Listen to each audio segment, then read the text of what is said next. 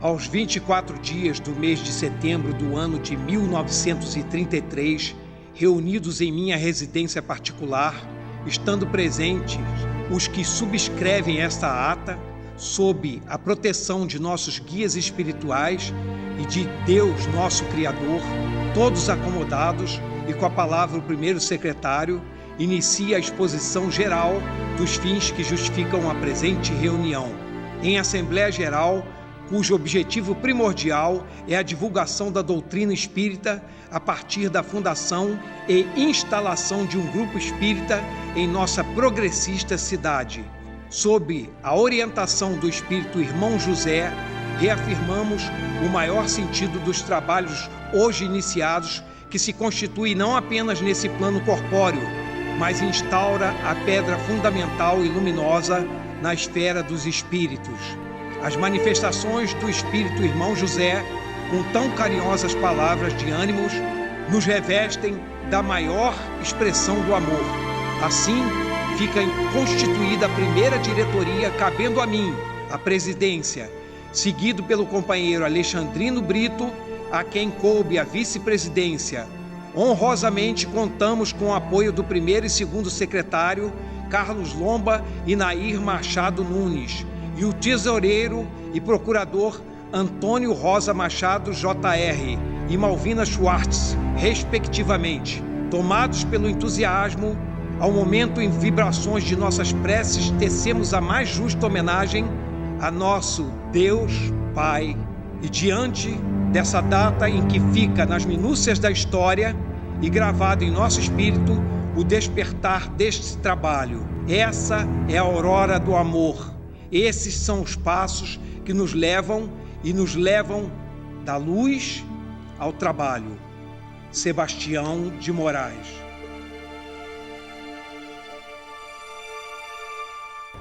O Centro Espírita Luz e Trabalho teve a sua primeira sede ali perto da Santa Casa, numa casinha. Um grupo de pessoas se reuniu ali, sendo depois transferido para a sede atual. Aí já foi composta a primeira diretoria em 24 de setembro de 1933. Sempre estava à frente desse movimento era o seu Sebastião de Moraes e o Dr. Carlos Lomba. Tinham outros colaboradores, mas eles eram a peça fundamental, vamos dizer assim, né? Que encabeçaram todo o movimento para a fundação.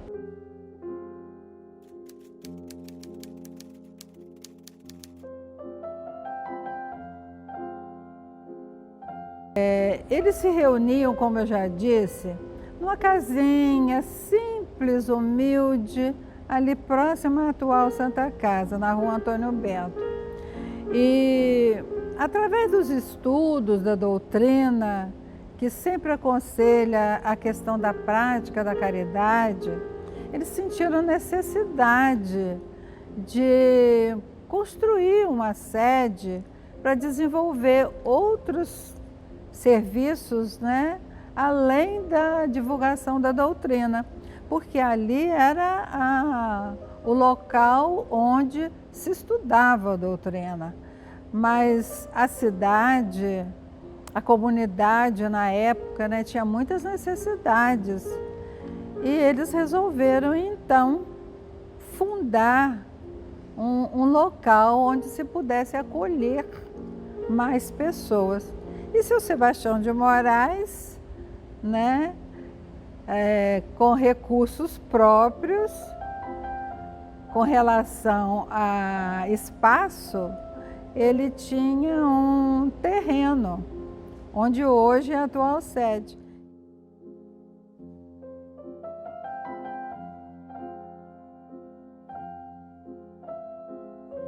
A diretoria daquela época, para a construção de um local onde se pudesse desenvolver a doutrina, né, dar mais expansão à doutrina, como o primeiro estatuto, né, até hoje permanece no estatuto atual, que o objetivo é difundir a doutrina e a prática da caridade, para construir, né, algo onde se pudesse efetivar essas ações. Ele começou a pedir.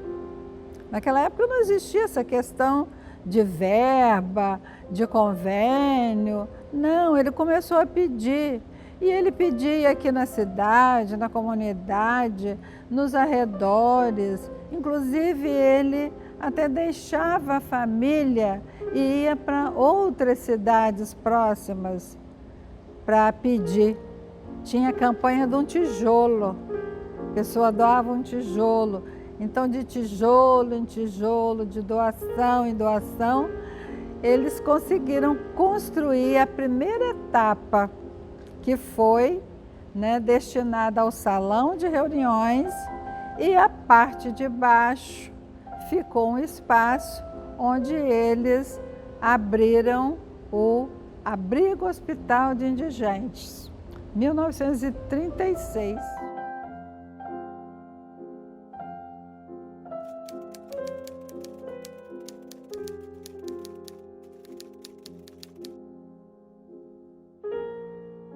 O Abrigo Hospital, na época, ele foi fundado porque não existia em Castelo um hospital ainda.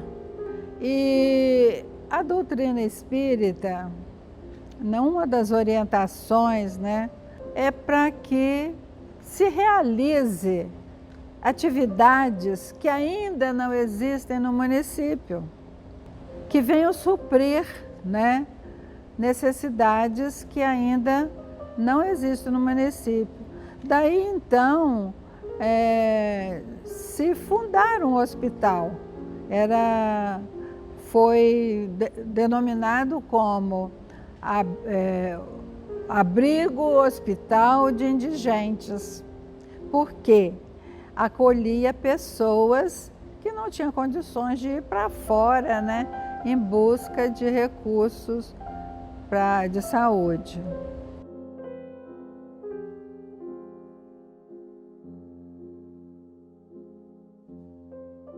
Olha só, no Abrigo Hospital, todo o tratamento era gratuito. E existia tanto o cuidado físico quanto o cuidado espiritual. O cuidado físico, interessante, né, ressaltar isso aí, que era proporcionado por médicos voluntários da cidade, que não eram espíritas, mas se voluntariaram.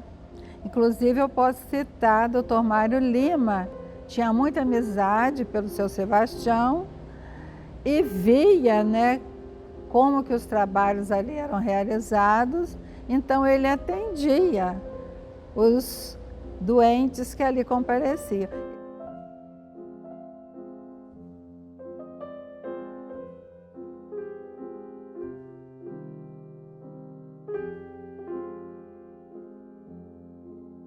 Era um serviço mais voltado para as questões físicas.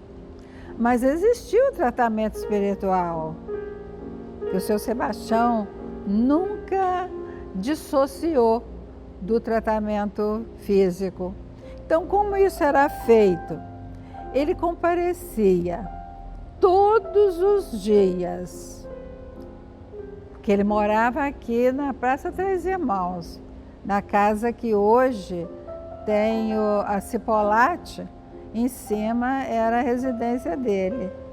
Então, ele ia todos os dias e ele tinha o trabalho dele remunerado também, que era ligado a essa questão de insumos para a agricultura. Mas ele, antes de ir para o trabalho dele, ele ia ao centro espírita. E quando eu falo, parece que eu estou vendo a imagem dele. Ele era assim franzino, né, miudinho, e usava terno, né? Estava sempre de terno, cuidava muito bem da aparência e tinha um guarda-chuvazinho do lado. Guarda-chuvazinho. Aí ele ali chegava, tinha um cômodo que era separado para medicamentos, para aplicação de passe. Então ele ali, né, fazia curativos, naquela época era permitido. Ministrava medicamentos e aplicava passe em todos os doentes, todos os dias. Impressionante isso, como era religiosamente essa atitude dele.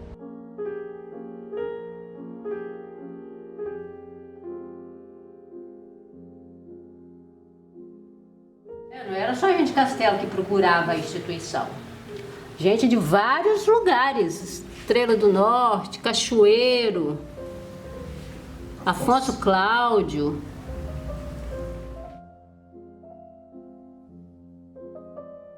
E muita gente, todos ficavam sabendo e vinham procurar. Que aqui é tudo gratuito, né?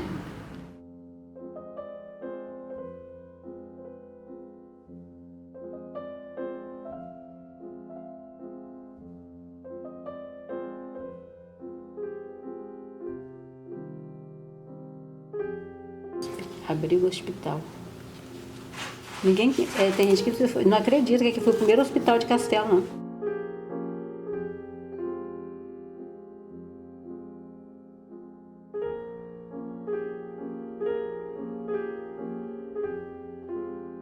Tinha uma farmacinha aqui toda equipada também. Tinha mesa para as pessoas fazerem curativo, os armarinhos tudo direitinho. Aí tinha farmácia onde que eram atendidas as pessoas. E tudo era anotado, porque acontecia qualquer coisa, né? Ó, remédio, ó, tudo doado também, e daqui doava para as pessoas. A gente recebia, era doado para as pessoas, ó, quantidade, ó, tudo anotado. Sebastião de Moraes, injeção, tinha de tudo.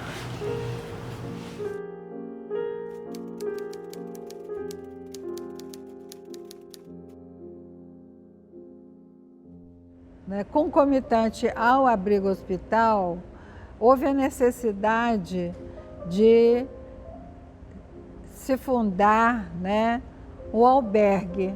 O que era o albergue noturno? Porque muitas pessoas não tinham lugar para dormir, vinham para a cidade, vinham do interior ou então de outros municípios, e ali eles encontravam a cama, um banho, uma sopinha, e alguns permaneciam ali, porque às vezes eram doentes e permaneciam no hospital, mas e outros iam embora, já não ficavam ali. E interessante que eram pessoas de várias idades, os mais novos se colocavam rapidamente, mas tinham outros que não tinham familiares, né? E ali permaneciam. E, inclusive, do abrigo hospital, alguns desencarnavam ali. É engraçado, era aquela desencarnação sem dor aparente, né?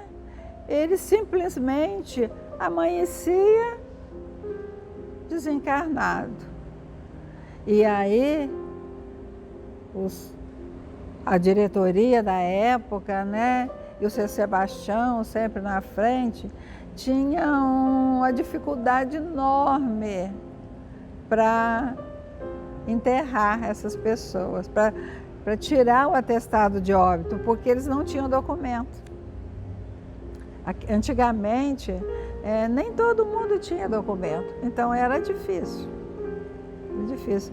Então, isso também é algo que deixa a gente, a nossa admiração cada vez maior, né, pelo seu Sebastião ali na época. Isso perdurou também no albergue, mas no albergue, interessante que os velhinhos eram mais idosos que ele ficava, porque Castelo não tinha asilo também. Como não tinha hospital, não tinha asilo de velhos também. E interessante lembrar que ali existia as camas próprias para o hospital, existia inclusive cama de parto, subentendendo que houve parto ali também. Quer dizer, atividades próprias de hospital mesmo. A cama de parto existe lá até hoje. E as outras camas, que eram camas de ferro, inclusive aquelas de levantar a cabeceira ou pés, né? Tinha também. Depois a instituição, com a extinção, né, do hospital, a instituição foi emprestando essas camas, algumas foram doadas para o próprio hospital que surgiu depois, e muitas famílias pediam essa cama que levantava a cabeceira e os pés para familiares doentes em casa. Agora, com relação ao albergue, né, que também ali ficavam, eram pessoas que não podiam pagar uma hospedaria, chegavam lá e interessante, tinha um senhor escurinho, que ele só tinha uma perna, e ele passava muitos períodos lá. E aí ele colaborava com uma perna só, olha bem, ele lascava lenha para a cozinha da instituição.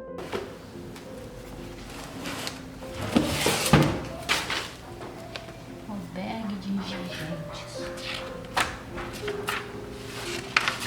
O Sebastião de Moraes, ele era muito correto e organizado. Tudo que tinha aqui era anotado, registrado. Aqui quando tinha o albergue, que é o nome, tudinho, data de quem ficou aqui, quem dormiu. Tudo organizado.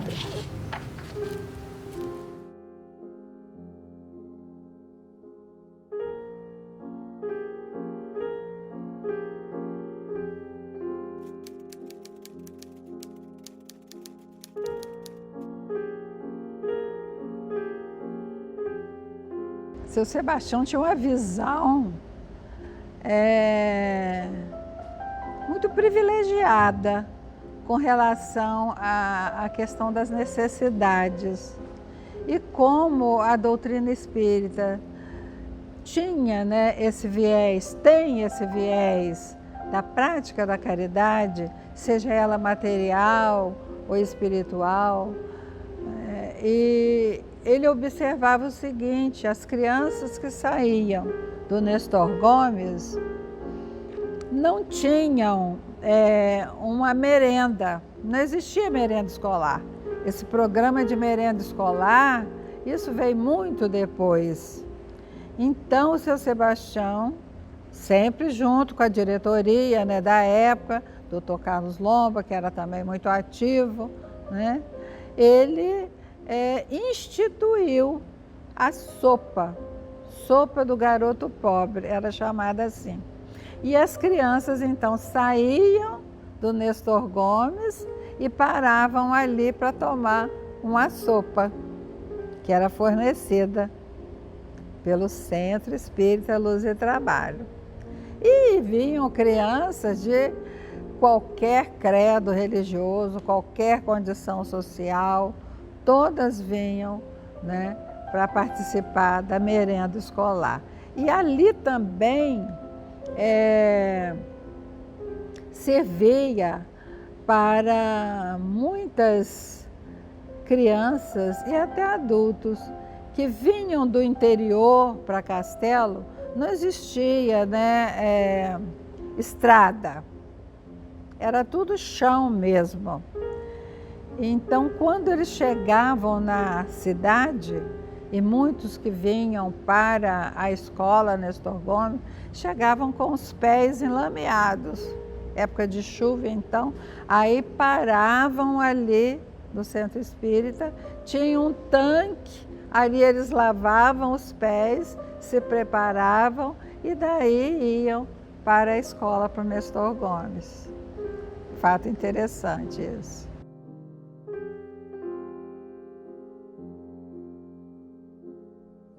Olha, do seu Sebastião de Moraes, são muitas lembranças. É até difícil falar qual assim a mais forte, mas eu posso ressaltar aqui esse desprendimento dele. Seu Sebastião de Moraes tinha uma família e grande. Se eu não me engano, ele teve 10 filhos, não tenho muita certeza aqui agora. E ele dava assistência à família, mas ele nunca deixou de dar assistência ao Centro Espírita Luz e Trabalho. Aos velhinhos, aos doentes, às crianças, a todos que ali eram atendidos. Ele sempre teve um espaço. E outra coisa, as reuniões, tendo ou não tendo presenças físicas, ele ali estava para dirigir essas reuniões, fazer as leituras, aplicar os passes. Então, é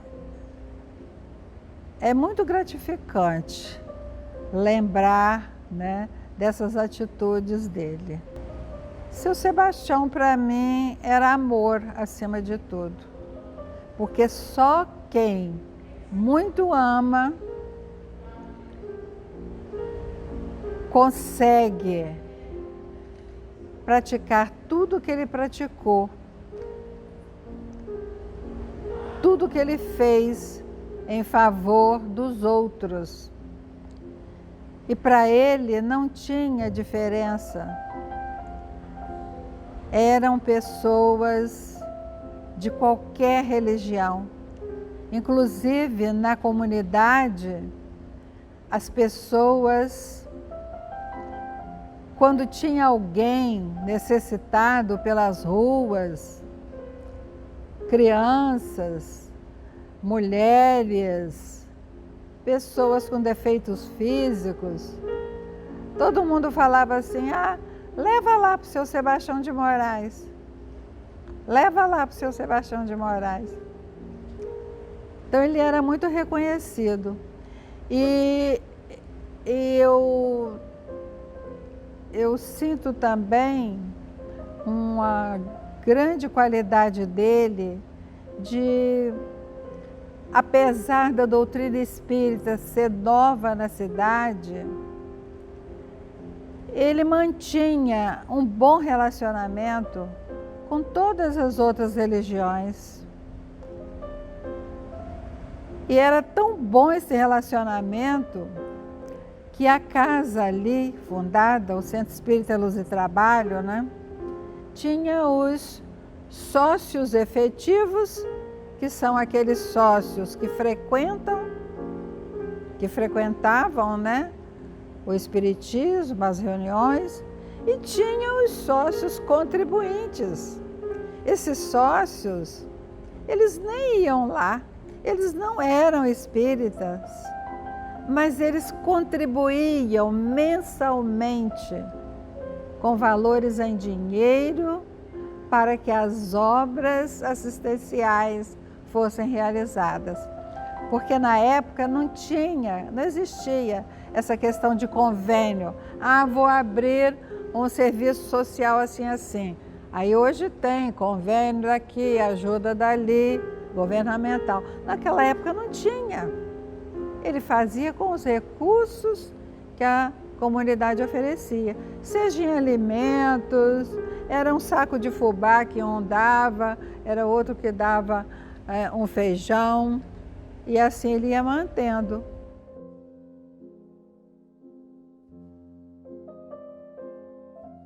Em 1975, aqui, ó. Tudo para fazer o Natal das pessoas. As doações. Levava o caderninho dele, a pessoa assinava e dava o dinheirinho. Tudo certinho. Cada ano.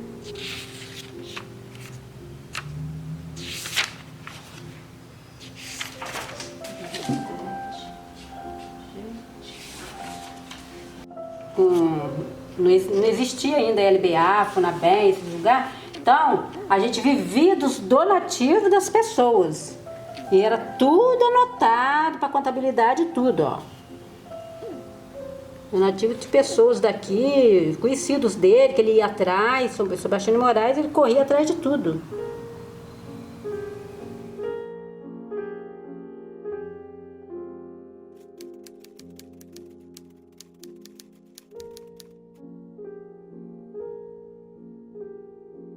Em 1952, houve uma ampliação das obras e foi instituído o Lar Menino Jesus para abrigar crianças órfãs ou com pais desestruturados, muitas vezes órfãos só de pai, outras só de mãe, outras que a família não tinha condições de manutenção.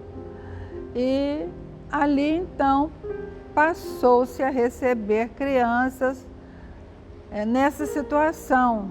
Não tinha o que tem hoje, tipo casa de apoio, né? As crianças precisavam mesmo de um lar substituto. E aí então o seu Sebastião, né, começou a receber ali, naturalmente as instalações foram organizadas, foram construídas, houve aquela extensão que tem atualmente, aí já foi uma construção mais moderna, né? Com cimento armado, com laje. Enquanto que na primeira etapa não, a primeira etapa é só no tijolinho. E ali não, ali já foi mais bem estruturada. E houve assim uma abertura, né, para receber crianças nessas condições, principalmente de orfandade mesmo. E muitas crianças ali passaram. Hoje, nós temos notícias de várias dessas crianças que são chefes de família até, casaram, tiveram filhos, tem umas que já são avós. E tudo isso com esse concurso, né, com esse amparo que teve ali. Teve crianças que foram encaminhadas pela própria comunidade, porque tinha famílias que deixavam na rua. Eu cheguei a ver ali crianças chegando nuas, outras só de calcinha, com a boca toda suja de areia, cabelos desgrenhados, magérrimas, que eram encontradas nas ruas. E pessoas boas da comunidade levavam a leva para o seu Sebastião de Moraes. E chegavam lá essas crianças. Lá essas crianças eram amparadas, cuidadas. E hoje, não posso citar nomes, mas são ótimas mães, ótimas avós. São pessoas que deram bons frutos na comunidade. Olha a importância do amparo, né, à criança, que a casa ali proporcionou.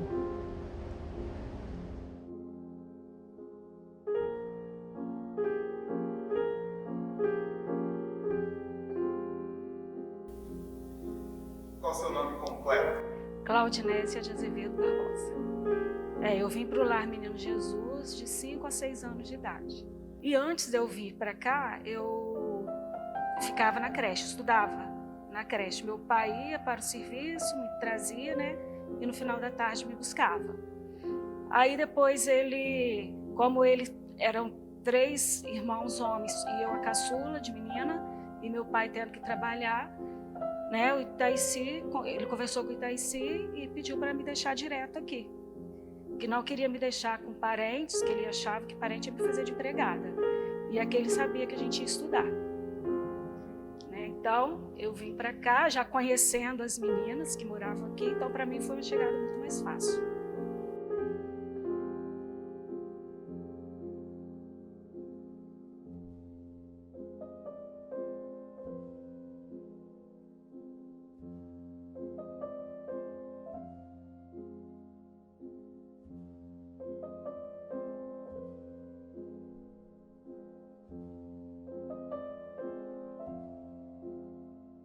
Eu costumo dizer que a minha vida começou aqui.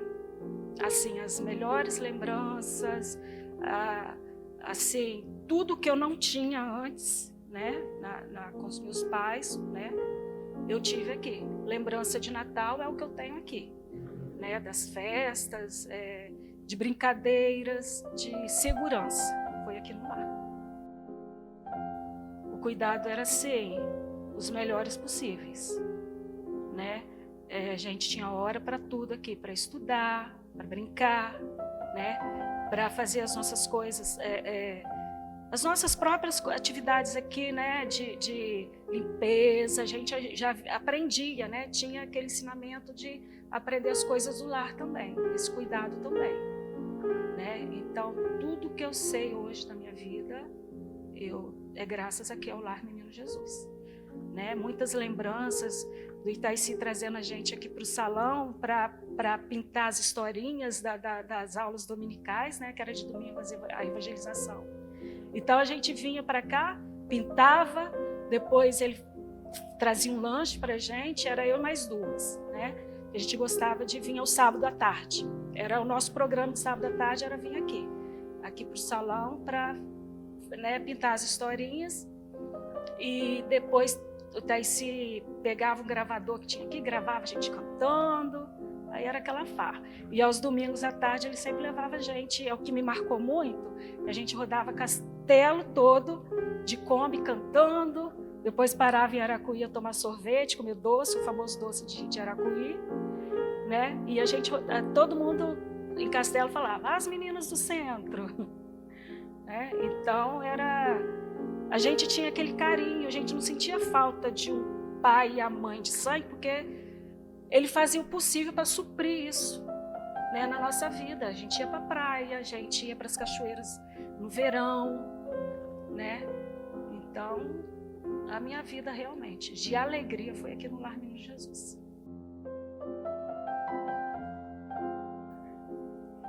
Então, eu estudei até o superior aqui, morando aqui no lar. Fiz a faculdade morando aqui.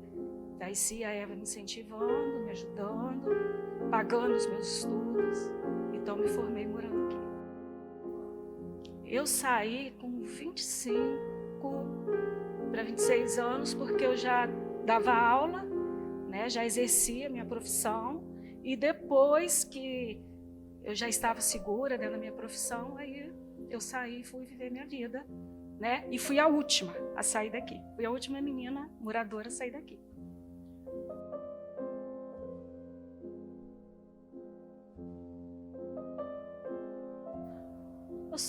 É difícil porque são muitos fatos, né? E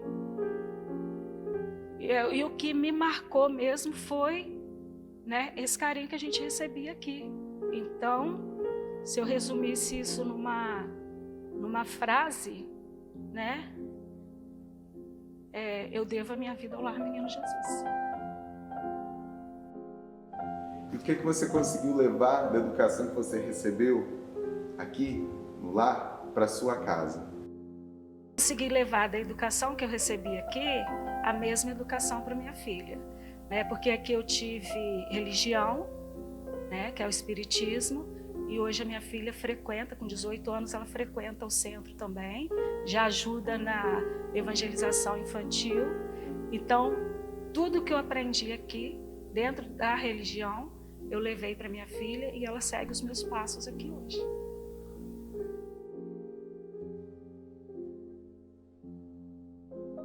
Olha, é interessante. Essas crianças ficavam ali até a maioridade. Não tinha assim essa questão, deu tal época, vamos dispensar. Quando podiam ser encaminhadas para alguma família, que se constatasse que era uma boa família, essa criança era encaminhada. Mas ficavam ali até a maioridade. E ali também frequentavam outras crianças da comunidade. Vizinhos iam para ali brincar. Era queimada. Todo dia tinha a tal da queimada. Não tinha televisão, né? Então tinha queimada, pique-bandeira.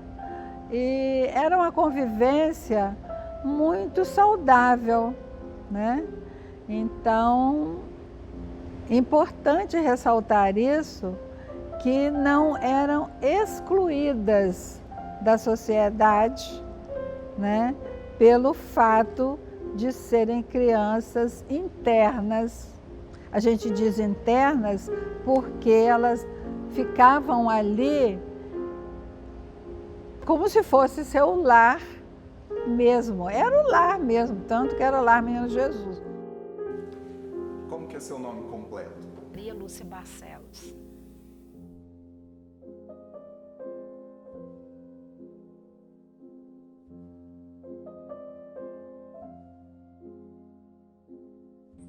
A história da minha chegada no Lar Menino Jesus, eu soube depois de grande, né? Cheguei, tinha 1 aninho, né? E não conheço nem até hoje, né? Não conheci nem meu pai, nem minha mãe. Minha mãe não sei se ainda é viva, meu pai já é falecido, faleceu. Eu estava aqui no Lar Menino Jesus. Quando ele faleceu, eu tinha meus 15 anos de idade, conheci ele, entendeu? Aqui no lar, mas aí não tinha vindo a certidão ainda aqui no Lar Menino Jesus, minha certidão.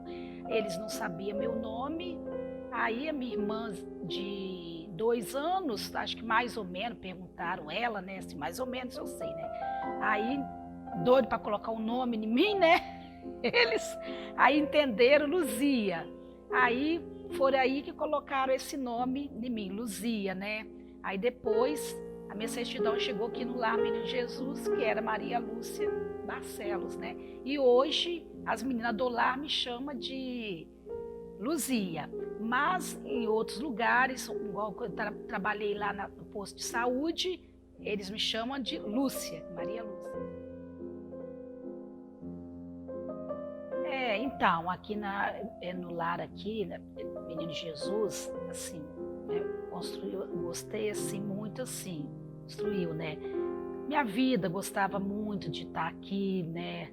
Sempre assim, as coisas sempre corretas, né? Na hora de brincar, era hora de brincar, na hora de estudar, era hora de estudar, na hora de trabalhar, era hora de trabalhar, que até então eu comecei a trabalhar aqui no Lar Menino Jesus, eu tinha meus 13 anos de idade.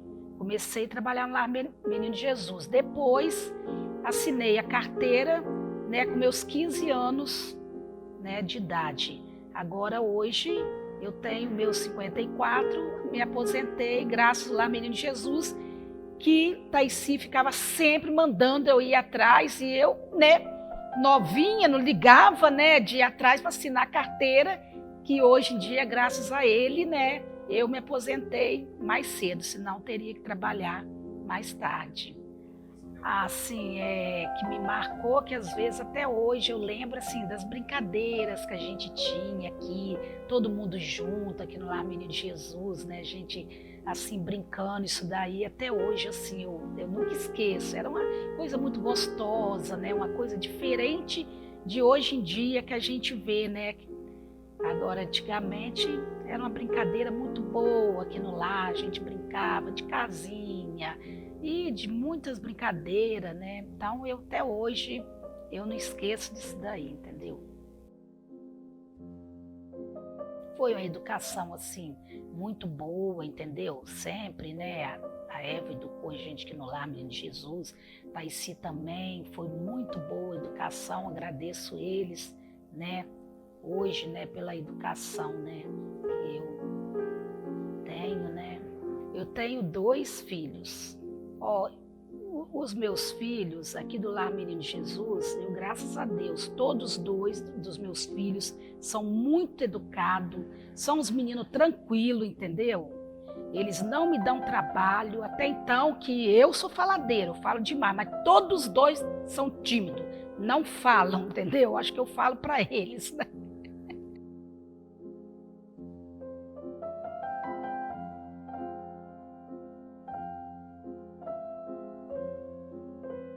Primeiro, seu nome completo. Lívia de Oliveira Rosa, sou filha de Taici Rosa e tenho orgulho de ser filha de Taici Rosa, mas eu devo muito, né? Que falam que quando a gente recebe muito, a gente deve muito.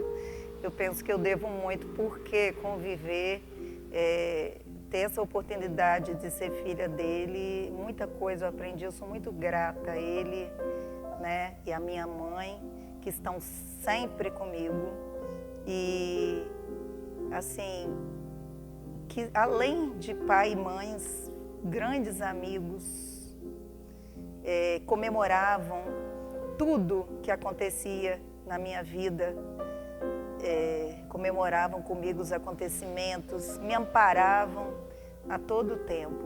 E viver aqui com as meninas no Lar Menino Jesus, foi uma infância mágica. Eu acho que muito que eu trago de hoje de arte tem a ver com a infância que eu tive aqui, de sonhos, de magia, de brincadeira, de ludicidade, né? Eu acho que essa ludicidade, essa questão de estar sempre com as emoções, lidando com as emoções, brincar de casinha, brincar na terra, cantar música, brincar de roda, a gente tinha isso o dia inteiro. Então isso trouxe uma ludicidade e uma criatividade e a arte na minha vida, né, que está sempre presente. Eu trabalho com isso.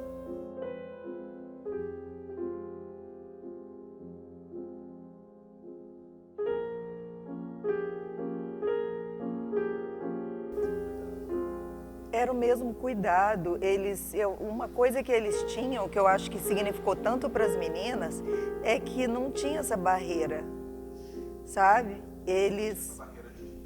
de sangue. Eu sentia que não tinha essa barreira, tanto que eu vivia junto com as meninas, né? Não no mesmo ambiente, no mesmo espaço físico, mas no mesmo ambiente, né? Então, quando a gente saía junto, né? Ele tratava as meninas como igual, como filhas mesmo, né? E a referência de pai e mãe que elas tinham, como era o tempo todo de convivência, né? Que elas tinham com eles, então ficou mesmo a referência delas. Eles ficaram como pai e mãe delas mesmo, porque eles se preocupavam muito com elas. Olha, fatos que me marcaram aqui foram os natais, né? Os natais, os passeios, a convivência com as meninas, que eu mais gostava. A gente indo para a praia em cima de caminhão, a gente convivia mais de um mês na praia. Os passeios de Kombi, quando a gente ia pegar mantimento, né? Que as pessoas doavam. Então, tudo isso foi o que mais me marcou, foi a convivência com as meninas mesmo. Tanto que a gente até hoje se reúne porque a gente se sente irmã mesmo.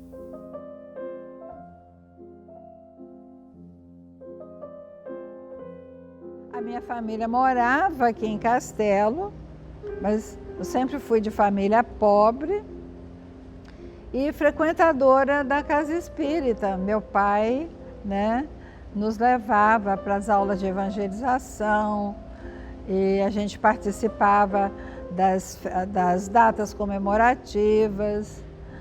E quando meu pai transferiu residência para o norte do estado, né, o seu Sebastião, como eu já havia pronunciado, pediu que, quando fosse a época de frequentar o ginásio, que naquela época chamava ginásio, que ele me trouxesse para frequentar o ginásio ali. E eu vim para ali também e fui interna ali.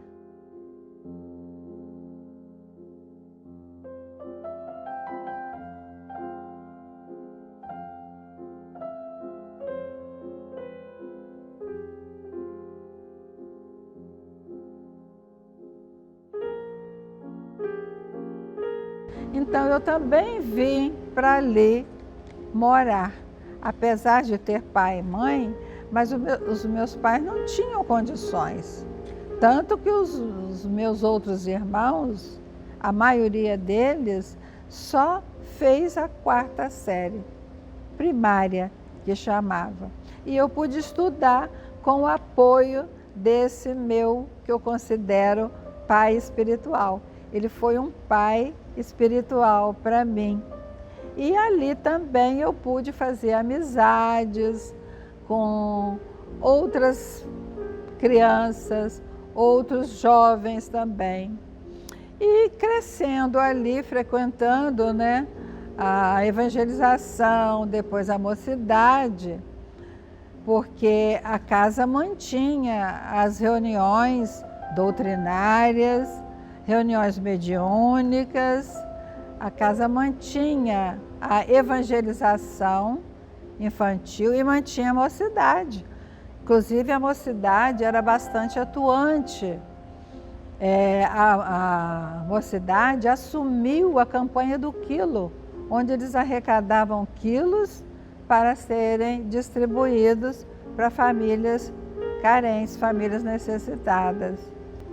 Eu pertenci também a essa mocidade, mas teve uma senhora que hoje, inclusive, vive em Castelo. Morou em Castelo, foi para fora e hoje está de volta a Castelo, dona Nair Lopes Pimenta. Ela era professora do João Bley e ela foi professora de evangelização infantil durante um bom tempo. Quando ela não pôde mais, foi pedido que eu assumisse a evangelização infantil. Então eu passei a dar aulas de evangelização.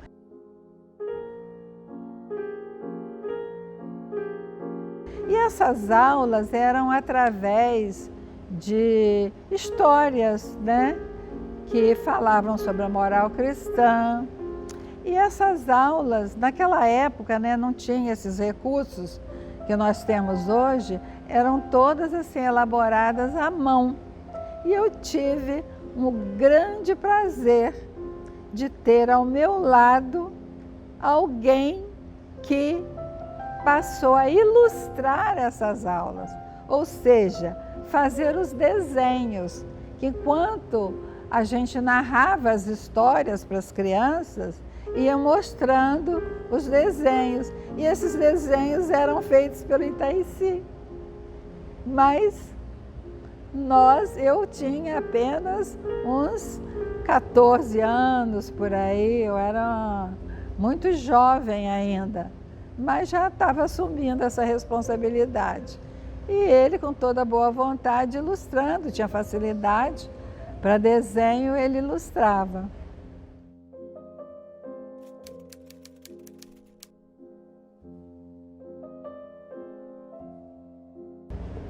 CELT, você conheceu uma pessoa. E quem foi essa pessoa?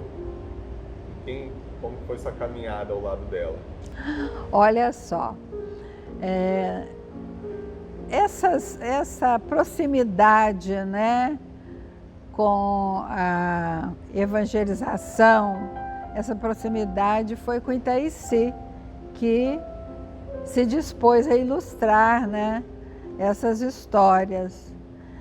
E eu, assim, na minha ingenuidade da época, muito nova, né, eu estava frequentando o ginásio, porque eu consegui uma vaga frequentando o ginásio. O Itaici era professor do ginásio.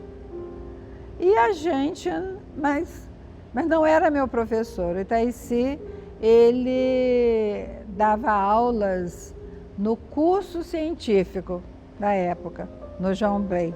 Geometria descritiva, ainda me lembro. E acredito que essa aproximação com a ilustração para a evangelização foi despertando nele, não em mim, porque eu nessa época nem cogitava de ter um namoro, era muito jovem ainda. E essa proximidade foi despertando nele, né, um interesse um tanto especial por mim, que foi revelado através de um bilhetinho. Só que quando eu li esse bilhetinho, eu não entendi porque ele já falava que tinha sérias intenções comigo. O vocabulário era esse, que tinha sérias intenções. Mas que sérias intenções? Um homem já feito naquela época, o rapaz de 20, acredito que ele tinha uns 26 por aí, um rapaz nessa idade já era considerado um senhor, né?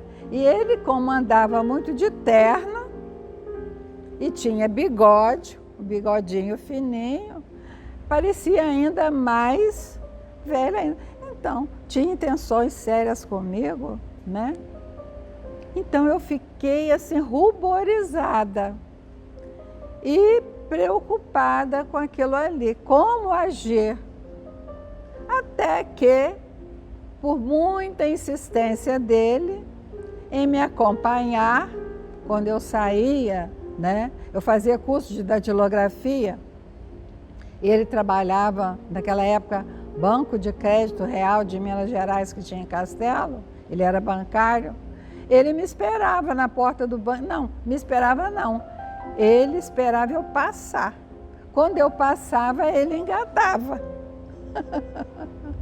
e me acompanhava, e eu não dizia um A, nem que sim, nem que não, e ele ia comigo até o centro espírita, que era onde, né, eu estava morando. E isso continuando, né, passamos a namorar para encurtar, né, mas só que ele queria casar logo. Ele já tinha sido noivo, já tinha todos os móveis, já tinha tido várias namoradas e já não tinha pai nem mãe, já morava em casa de irmãos e frequentava também as reuniões no centro, ele frequentava. Só que ele não sabia da minha idade, ele achava que eu tinha mais. Mas eu não tinha, eu tinha 14 anos nessa época. Entendeu? Só que o tempo foi passando, né? E aí deu no que deu. Tivemos 2 filhos, né, maravilhosos, a Lívia e o Adolfo, e considero, né, vivemos juntos por praticamente 50 anos casados, tempo de namoro assim foi pouco, porque eu casei com 17 anos, porque ele não quis esperar mais. E completei meus estudos depois de casada, já tendo os meus 2 filhos. E agradeço muito a Deus por ter tido essa pessoa em minha vida, porque ele foi companheiro, irmão, pai, esposo, tudo que você pode imaginar. E até hoje sinto falta dele. Mas sei que, como sendo imortais, estaremos sempre juntos. Desculpe, gente.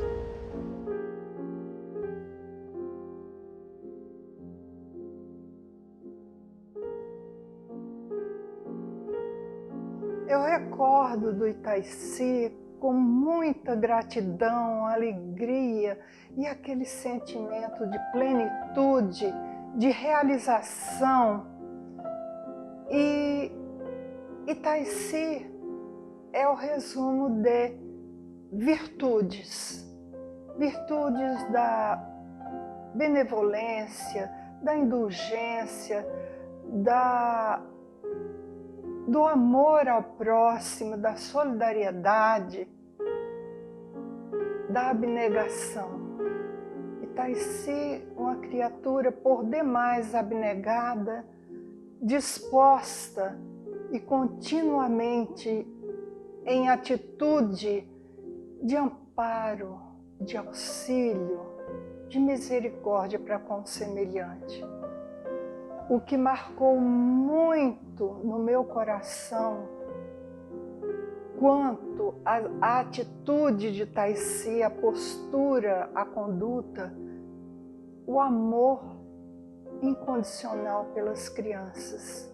E esse amor recíproco, intenso, ao ponto de emocionar a quem quer que nem mesmo conhecesse.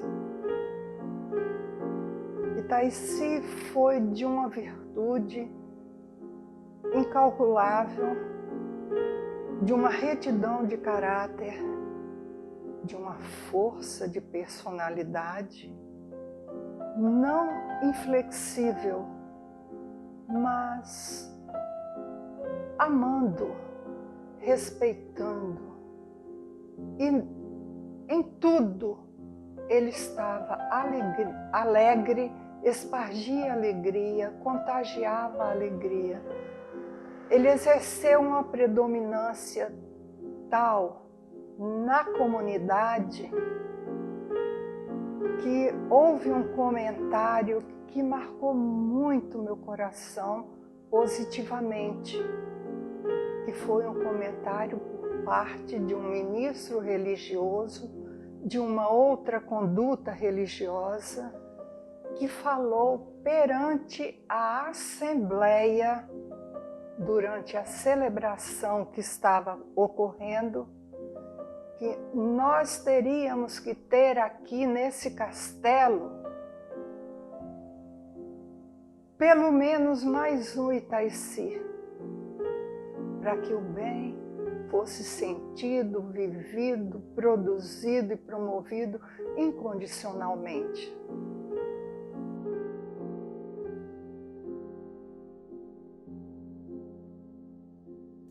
O desencarne do Itaici foi um momento muito intenso na vida de todos nós, acredito. Todos nós da casa, todos nós do movimento espírita, eu diria até do Estado. E com o desencarne dele, passamos, posso assim dizer, sem medo de errar, a ter nele a baliza a ter nele o farol de tudo aquilo que ele nos legou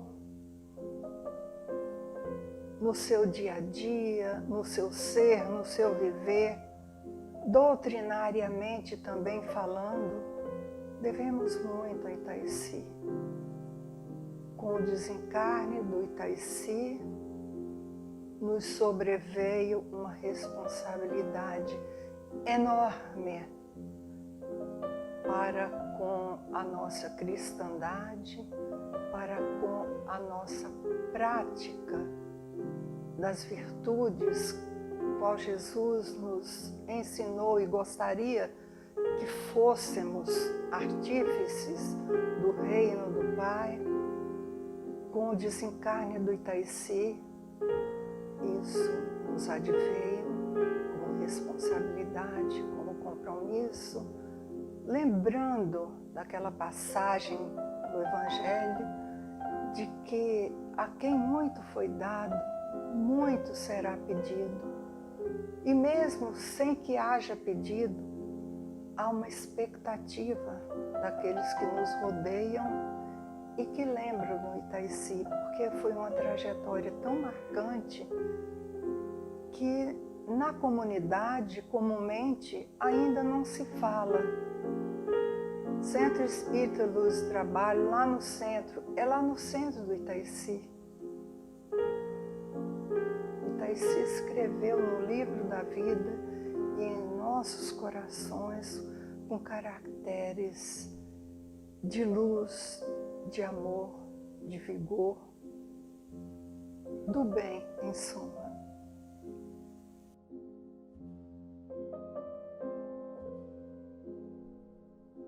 A presença dele era muito forte, os atos, as atitudes, a voz, pequenas coisas, né, que do dia a dia que ele demonstrava, os cuidados que ele demonstrava com a gente, que foram significativos e que faz a gente se transformar numa pessoa melhor, porque a gente lembra dos exemplos. Isso sensibiliza, né, nos toca e nos inspira a ser uma pessoa melhor. O que te faz mais falta hoje? O que me faz mais falta?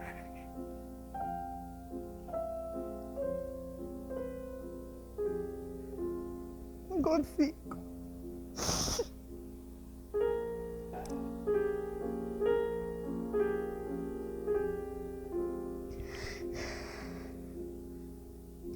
Presença amiga dele, sempre na minha vida. Em cada espetáculo que eu fazia, ele falava, ele comemorava, cada vitória minha ele comemorava. A presença dele é o alimento espiritual que ele me proporcionava. É isso. Eu sinto muita falta, mas eu sempre oro que eu sei que ele, né, a gente como espírita, a gente sabe, a gente não deixa de sentir falta por saber, mas a gente sabe que ele está até hoje conosco, nos querendo bem, nos amparando, e aqui nessa casa também, que ele sempre teve muito amor, né? Então, amparando as pessoas aqui da casa.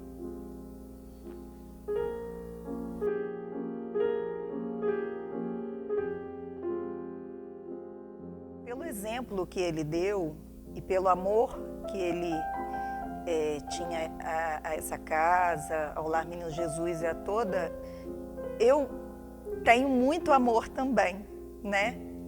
Eu fiquei assim me sentindo responsável de oferecer a minha parte ao outro que ofereceu uma grande parte dele. Então, oferecer essa casa, a gente pega muito amor por essa casa, porque tem o dedo, né, dele. Então, oferecer o melhor de mim, o que eu puder oferecer, né, na parte como professora, como evangelizadora, né, que é um trabalho que eu gosto muito. é uma atividade aqui na casa que eu gosto muito. Eu gosto muito de estar aqui porque eu sinto a presença dele e porque eu sinto a presença de Jesus. E o amor, né, a Jesus e a casa nos faz... a gente lembra de todas as pessoas que já conviveram aqui, que já passaram aqui, de todos os trabalhadores também, que já não estão mais aqui. Então, essas lembranças de tantos exemplos bons que ele deixou e que os outros trabalhadores deixaram, servem de inspiração para a gente continuar, né, dando o melhor de nós. Meu primeiro contato com Itaici aconteceu da seguinte forma. Eu, como todo médium ostensivo iniciante, estava convivendo com muitas perturbações e não sabia o que fazer. Procurava um, procurava outro, conversava com um, conversava com o outro e, enfim, sempre as mesmas respostas. Então, foi quando fui orientado a procurar o CELT em Castelo e, chegando ali, me deparei com a figura maravilhosa do Itaici e a Eva, que me atenderam muito bem. Na verdade, não me atenderam, me acolheram, me pegaram no colo e, graças a Deus, eu aprendi muito com eles e foram momentos maravilhosos. A partir desse momento, desse encontro, o Itaici passou a ser para mim uma figura, uma pessoa que, sem sombra de dúvida, eu não tenho palavras para descrever, porque foi exatamente num momento muito delicado da minha vida, que eu estava passando por diversos tipos de problemas,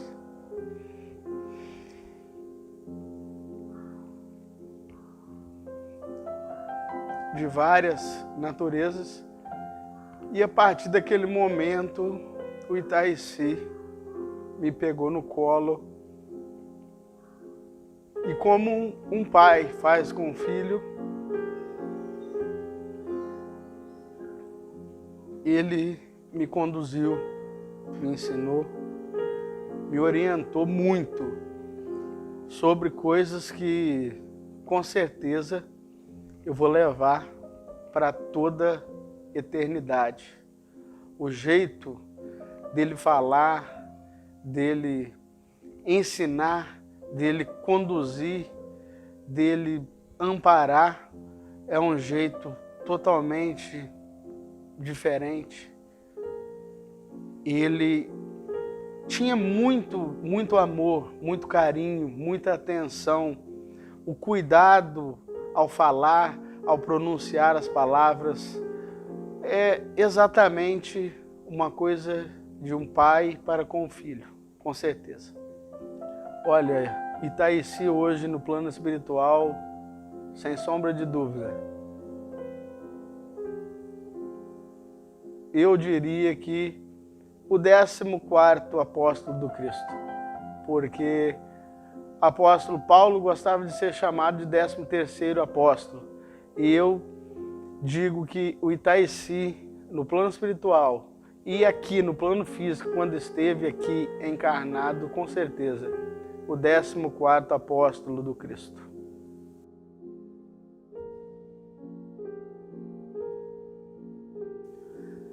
A gente que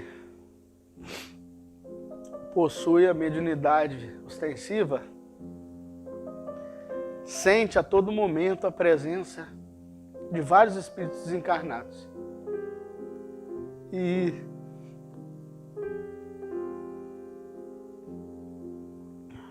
o Itaici é um ser que, quando eu sinto a presença dele, eu não consigo me segurar. Já aconteceu várias vezes acontece, graças a Deus eu tenho a oportunidade e eu recebo esse presente da espiritualidade de poder sentir a presença dele, que foi uma pessoa, quando encarnado, e é muito especial para mim. A presença dele mexe comigo. Eu ainda não consegui aprender a domar e a me controlar quando eu sinto a presença do Itaici.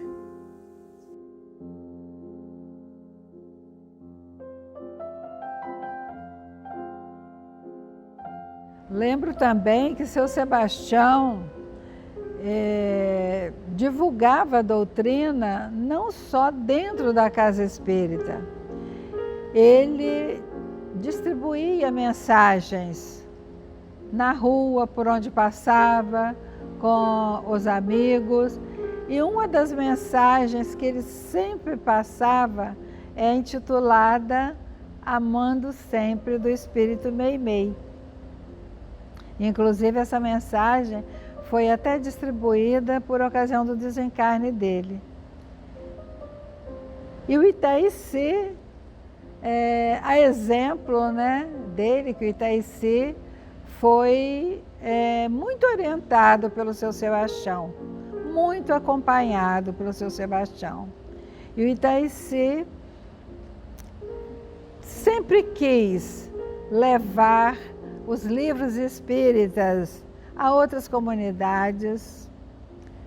E para isso ele usou várias vezes a Kombi que o centro tinha e, abrindo as portas da Kombi, ele montava uma exposição de livros espíritas. E ele fez isso em Marataízes, mais de uma vez, em que pessoas paravam, liam, admiravam, compravam e assim ia divulgando a doutrina.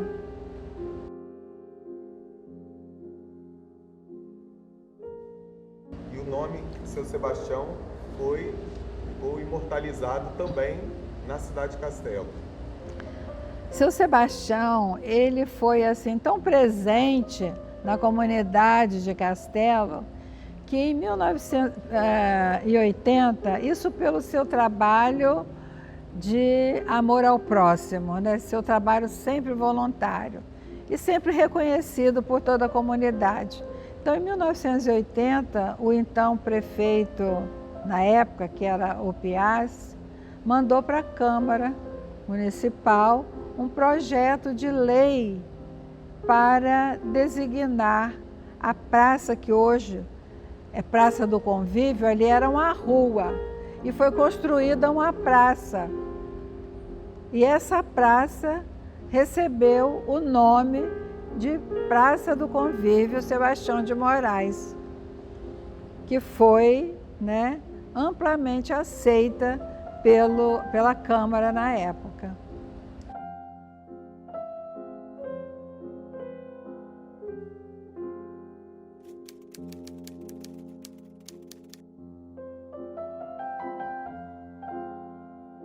Tudo estava correndo bem, né, no lar, no albergue, mas seu Sebastião teve uma necessidade, por motivo de saúde, de ir para o Rio de Janeiro. Boa parte da família dele já tinha ido. E com essa necessidade, ele pediu ao Itaici e a mim que assumíssemos o Centro Espírita com as suas atividades, já que era o albergue noturno e o Lar Menino Jesus. Para facilitar, né, esse cuidado, tivemos que mudar para o mesmo prédio, porque na época tinha umas 20, 22 meninas e não tinha como essas meninas ficarem sozinhas. Então nós mudamos para lá, ajeitamos nossa residência lá e ali permanecendo, tomando conta dessas crianças. Só que houve um pedido de uma senhora, Dona Malvina é o nome dela. Naquela época, ela tinha usina aqui em Castelo, usina de açúcar. E muitos trabalhadores eram levados para essa usina para cortar cana. E essa senhora tinha filha, e não tinha com quem deixar. Então pediu que ficássemos durante o dia só com essa filha dela. Nós aquecemos, ficamos com a menina. Ela saía cedo e voltava anoitecendo, quando pegava a criança. Então pensamos, por que não abrirmos uma frente para acolher crianças cujas mães precisam trabalhar fora do lar e têm condições de ficar com a criança à noite? E aí, então, começamos com 15 crianças.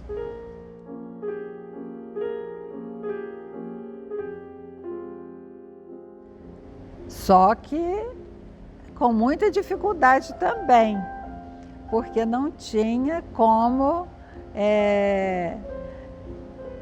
manter funcionários, por exemplo, para esse cuidado. Conseguimos, com o antigo Mobral, 2 professoras. E aí houve a possibilidade de ficar com essas crianças. Então, como era um sistema de semi-internato, chamamos de creche. E como tinha uma senhora da família Lomba que dava assistência ao lar e vinha todo ano trazendo presentes, dando assistência, mantinha correspondência, o nome dela era Angelita Lomba. Então, colocamos o nome de Creche Casulo Angelita Lomba. Olha só, a creche, como eu já disse, ela começou por necessidade de uma criança. E aí foi ampliando 15, 50, 100, 120 crianças. Mais ou menos isso aí. Porque só atendia também crianças cujas mães estivessem trabalhando fora. Porque aí tinha necessidade da creche. E a criança entrava ali às 7 da manhã, ficava até às 5 da tarde, recebendo todas as alimentações. Todas, inclusive a parte pedagógica também foi necessária, porque como as crianças ficavam ali o dia inteiro, tinha que viabilizar essa parte também, porque eram crianças de 1 ano e até 6 anos e 11 meses, porque naquela época só ia para o 1º ano quando tinha 7 anos. Então, o que acontecia? Essas crianças precisavam das instruções pré-escolares. E aí se começou a organizar ali também o jardim de infância, que foi dado o nome Sebastião de Moraes. Então, era Creche Casulo Angelita Lomba, Jardim de Infância Sebastião de Moraes. E depois, com toda essa reforma que houve no ensino de modo geral, ali a prefeitura tendo assumido, aí passou a se chamar Centro de Educação Infantil Municipal Sebastião de Moraes, CEIM Sebastião de Moraes. Com o tempo, porque durante 31 anos o Centro Espírita, sob a administração do Itaici, eu sempre colaborando na parte de cuidados com as crianças, ele ficando mais com a parte burocrática, porque começaram a surgir muitas exigências. Nós resolvemos, depois de ter conhecimento de que o serviço de creche é da responsabilidade do poder público, nós resolvemos reunir a diretoria e propor à Prefeitura de Castelo que assumisse esse tipo de assistência social. E prontamente fomos atendidos. Então, durante 31 anos, o Itaici ficou ali à frente da creche, colhendo recursos de todo lado para subsistência, muitas vezes passando por sérias dificuldades, mas o recurso divino, ele sempre aparecia na medida certa. Doações, fubá, feijão, me lembro muito disso. O Centro Espírita tinha uma Kombi que foi conseguida através da antiga IESBEM, Furabem, que hoje também não existe mais, e com essa Kombi o Itaici ia no interior de Castelo buscar verduras, legumes, e aí todo mundo ajudava. Então isso ajudava também a manter a creche. Depois foram conseguindo convênios com a LBA, que fazia visitas, que fiscalizava, até depois isso ser passado para o poder municipal. Então muitas crianças hoje são pais, são até avós, passaram ali pela creche.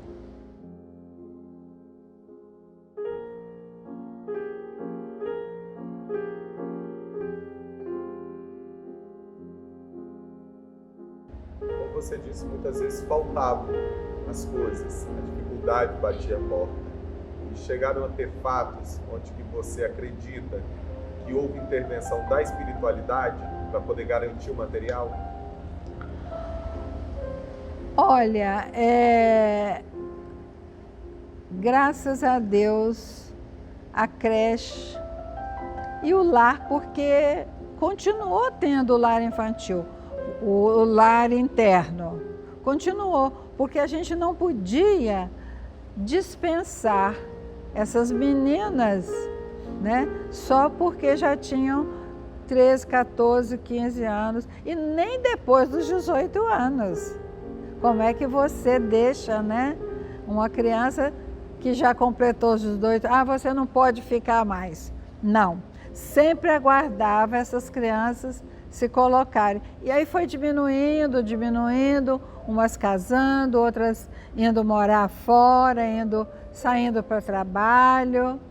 E a creche foi então, aliás, esse lar foi sendo substituído pela creche. E os recursos eram poucos, mas nunca ficou a desejar.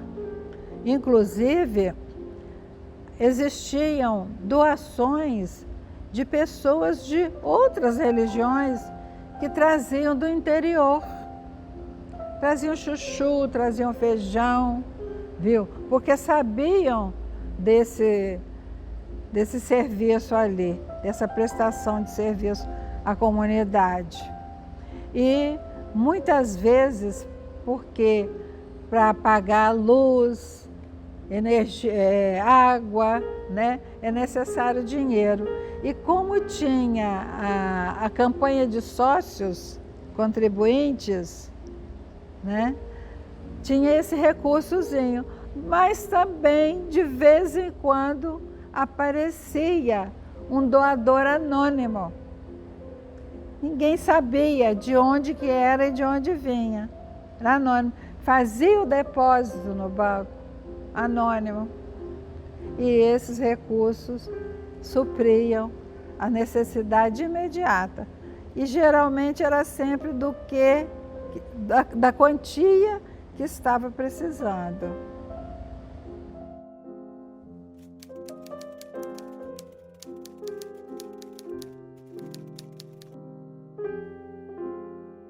O Centro Espírita Luz do Trabalho hoje continua com suas atividades, muitas atividades, né? Outras foram implementadas devido às necessidades que vão surgindo. Então hoje ali há uma grande preocupação em se divulgar a doutrina, de levar a doutrina mais adiante, inclusive com os recursos tecnológicos que têm aparecido. Além das reuniões doutrinárias, onde são efetuadas palestras que trazem muito reconforto e esclarecimento, dispõe também para a comunidade grupos de estudo. Temos o estudo da segunda-feira, né, de estudo da mediunidade. Temos na terça-feira um estudo sobre o Evangelho segundo o Espiritismo. Esse estudo acontece às 19h30, onde as pessoas podem dialogar, podem fazer perguntas. Temos na quinta-feira o atendimento fraterno, onde as pessoas podem procurar para esclarecimentos, para conforto espiritual. Às vezes estão passando por momentos difíceis, precisam de uma palavra de apoio, e ali a casa está de portas abertas para atender todos aqueles que necessitam. Há o estudo das obras de André Luiz, e nos domingos temos atividades para as crianças, com a evangelização. Temos estudo do Livro dos Espíritos, temos estudo avançado da doutrina e também palestras doutrinárias, que acontecem sempre às 19h30, e após a palestra temos o passe magnético, que é a imposição de mãos, com a intenção de levar a todos aqueles que ali procuram o alimento espiritual para suas dores, seus sofrimentos, suas angústias, objetivando que todos ali possam sair mais apaziguados, mais confiantes num futuro melhor.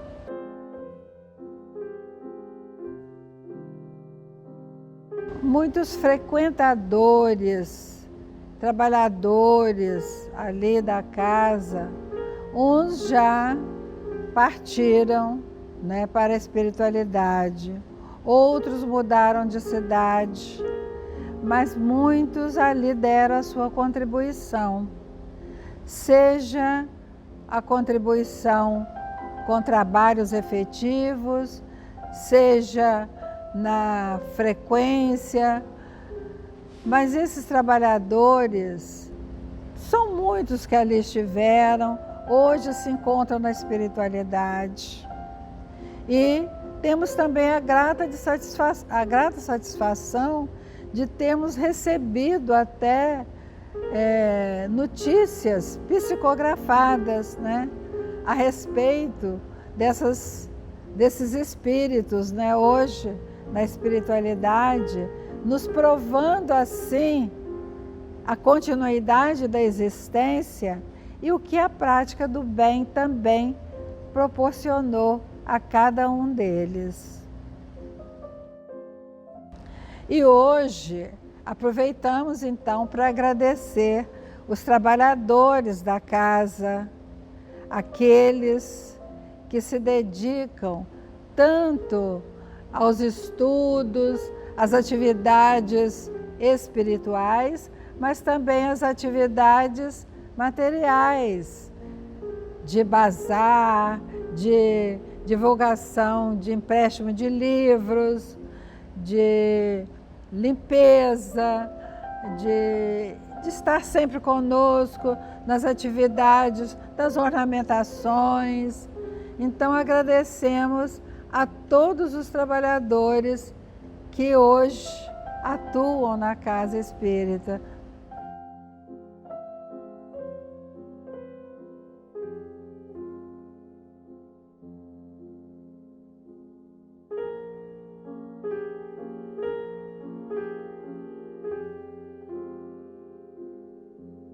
Se você puder fazer um pedido a Deus sobre o futuro dos céus.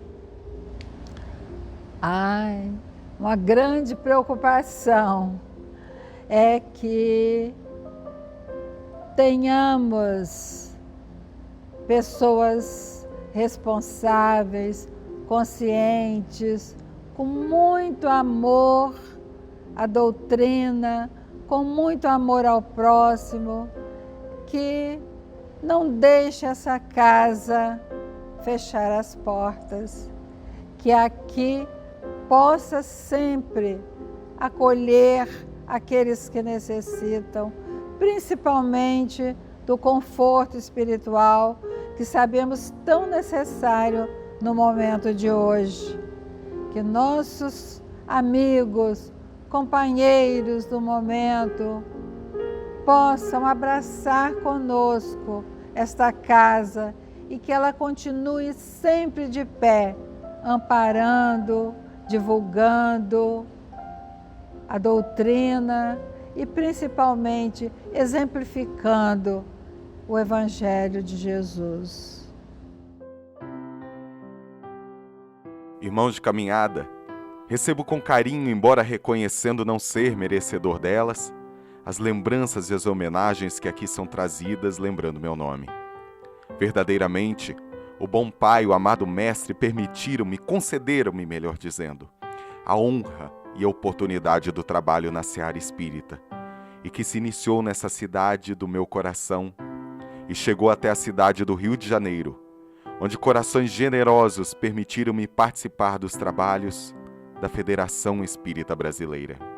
Relembro, com gratidão, as dificuldades iniciais que se constituíram para mim em estímulos que me levaram a prosseguir. Nada se iguala à alegria de saber que, apesar da própria fragilidade e imperfeição, podemos ser úteis e mensageiros do amor. Hoje, tanto tempo passado, vejo com muito carinho que o primeiro tijolo aqui colocado nessa casa de castelo permanece erguido e sólido. E se tal acontece, é porque o amor é a massa que mantém e sustenta desde o primeiro tijolo até a última laje desta casa. Porque permeando todo o edifício físico, correm ares de carinho e de caridade, oriundos de corações generosos e corajosos que aqui permanecem, mantendo a luz acesa e a porta aberta para abrigar a todos os que necessitam. Obrigado, amigos e irmãos de ideal. Obrigado pelo carinho, obrigado pelas lembranças sempre doces e suaves. Obrigado pelo aconchego que sinto que emana de cada um dos seus corações. Permitam-me vocês agora uma palavra de carinho para os meus que aqui estão, encarnados ou desencarnados. Continuo com o coração ligado no afeto e em afeto com todos vocês. Gostaria que cada um de vocês sentissem o meu abraço de emoção e de amor. Sei e sinto também o carinho e afeto de todos vocês. Transformem esses sentimentos em trabalho de amor e amparo aos que sofrem. Há muita dor disseminada nesse mundo e nós, que já recebemos a luz da doutrina espírita, podemos e devemos servir esses necessitados. Não se deixem acomodar. O tempo é agora e Jesus espera isso de nós. Meu amor e meu carinho para com todos vocês. E novamente meu agradecimento por tantas lembranças doces e carinhosas que talvez eu nem as mereça. Que Jesus nos ampare sempre. Do seu sempre amigo, Carlos Lomba.